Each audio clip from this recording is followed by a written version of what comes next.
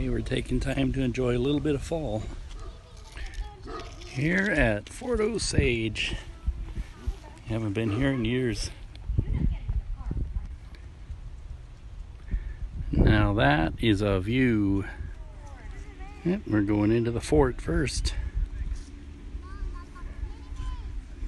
Kids can't wait.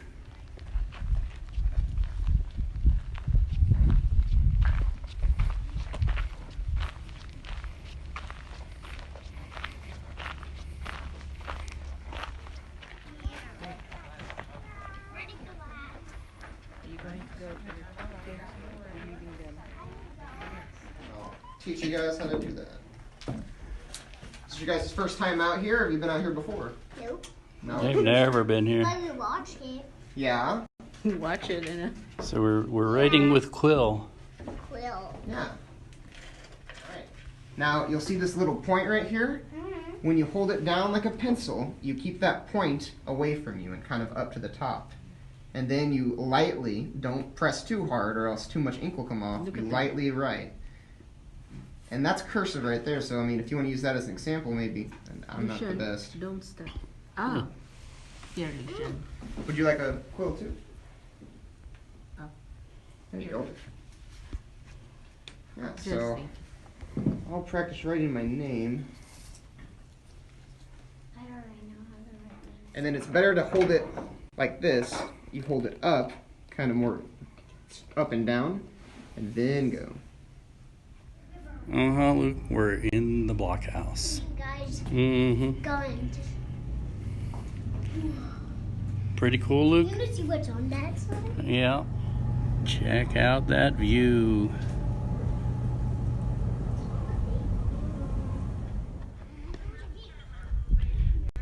Start looking at the rest of the fort here. These are the blockhouses where the soldiers slept.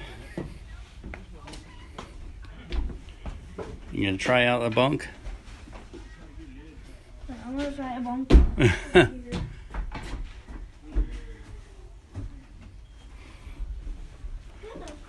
Is it comfy? You sleep on hay. Yep. That's how they did it in the old days. Is it comfy?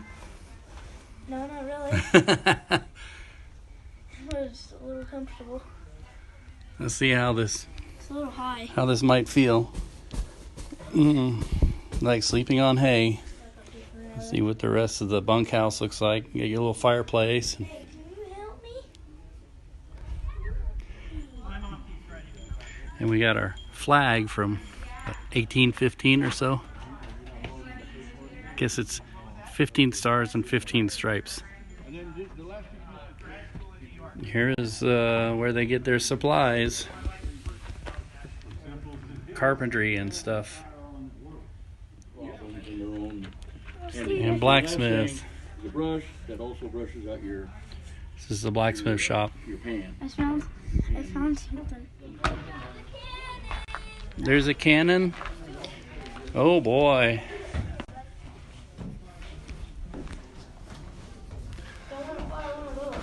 Yeah, it might be loud. Oh, that's a little cannon. Oh, it's bright up here. Yep, Zach did find a cannon. I could probably find some more. No, there's like two up here. No, I mean like more around the... And this one actually fires. We're gonna have our musket firing demonstration. It's the 1st Regiment United States Infantry, and they would have carried muskets like this. This was the main weapon of the United States Army during the Revolutionary War, and there were still a lot of these left over during the war, the 1812 period, during this time period. This is a single shot musket, which means that every time you shoot it, you have to reload it. A good soldier could fire 2 to 3 shots in a minute. And it only had an effective range of 100 yards, which means that 100 yards is about from this port. I see that big tree up there on the top of the hill, right in front of that white post, way up there. That's about 100 yards. So that means that I would need to wait for my enemy to get that close before I could start shooting at them. So, this is what's called a flintlock musket, and that's because it uses a piece of flint and a piece of steel to spark. What happens when you hit flint against steel is it makes sparks. Now, really quickly, this isn't going to make any noise. It's not loaded, but I want you to keep your eyes right there. So, it actually works the right part. See the See the sparks? sparks? Sparks like a little fire. Did you see the sparks? You see the spark? I didn't. All right. Well, keep your eyes right here. Look right here. Now watch when I pull the trigger. Did you see the sparks? Yep. Makes the gunpowder. Yeah. So what I'm going to do is I'm going to put a small amount of gunpowder in here. When that gunpowder catches on fire, there's a tiny little hole here called the touch hole. The flame is going to travel through that hole and going to ignite the gunpowder in here. And it's going to, when the gunpowder catches on fire, it's going to push the musket ball out the other end. And I'll show you the musket ball.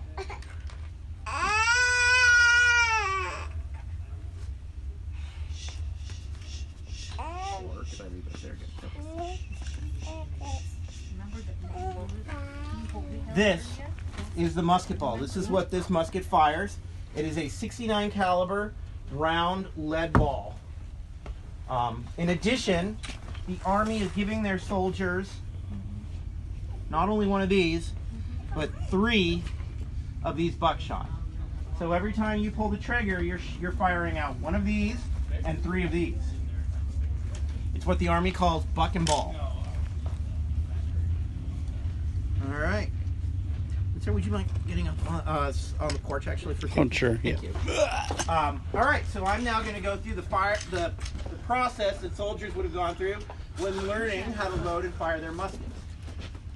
So the first command the soldier would get would be, load by the word, load. Open, pan. Handle, cartridge. I'm now going to take one of these paper cartridges out of my cartridge or cartouche box. Inside of here is a pre-measured amount of gunpowder, that musket ball, and then the buckshot at the very bottom. Now, I need to open this cartridge, but do I have any free hands? No. Good teeth. So I am going to, stay on the porch, please. Thank you. So I am going to tear cartridge. One of the few physical requirements for soldiers was that they have at least 2 teeth, one on the top and one on the bottom, and those 2 teeth need to meet somewhere in the front. The next command will be prime. I'm going to pour a small amount of gunpowder into the pan. Big bang. Close pan. He put in the gunpowder and the musket balls. Charge cartridge. I'm now pouring the remainder of the gunpowder down the barrel. The musket ball and buckshot are still wrapped in the paper. They're still up here. So I'm just going to gently set them in there. And next I'm going to draw rammer. See, so right now the bullet and the gunpowder are sitting up here. I want them all the way down there where the spark is going to be. So I am going to ram cartridge. Now the next step is without a doubt the most important. Return rammer. So what do you think would happen if I forgot to take the rammer out? You would shoot it. Yeah, can I load the musket again? Nope. No, congratulations, I no longer have a musket, I now have a 10-pound club. So the musket is loaded, bring it back up to the shoulder arms, and my commanding officer can now give me the order to make ready! If you wish to cover your ears, now would be the time. Take aim! Fire!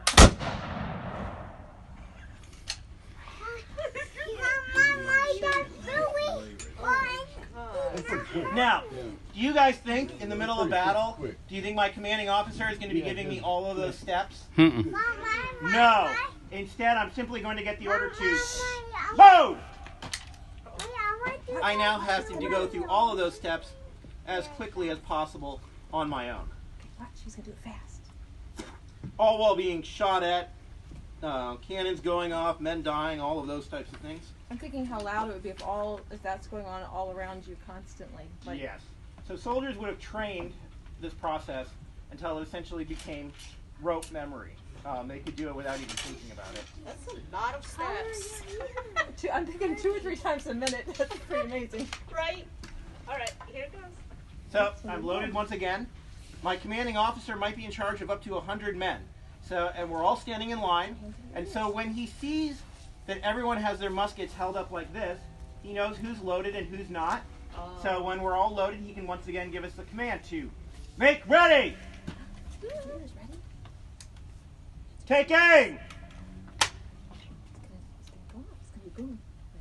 Fire. Scared me again. I'll stand up though. Oh, you want me to get the picture? Inside the trading post. In the dining room, inside the factory store building. Yep, I'm thinking this is the kitchen.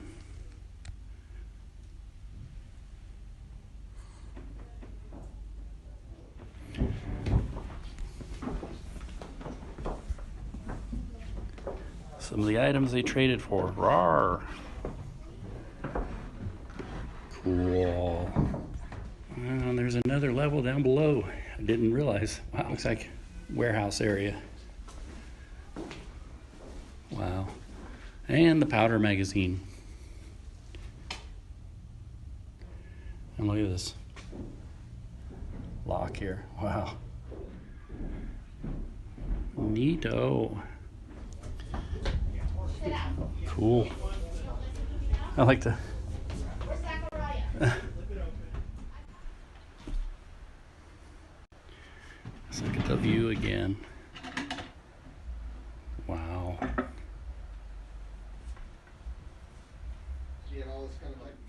And now we are upstairs.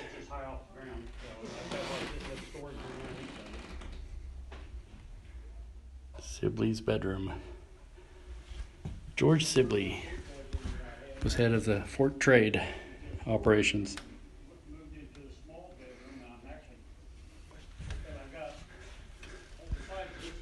The fireplace is a must. It's pretty cool up here, even though it's in the 60s outside. That's the factory store, the place we were just in, and get another view of the fort. It's very pretty out here. And there's another block house over here next to the factory store.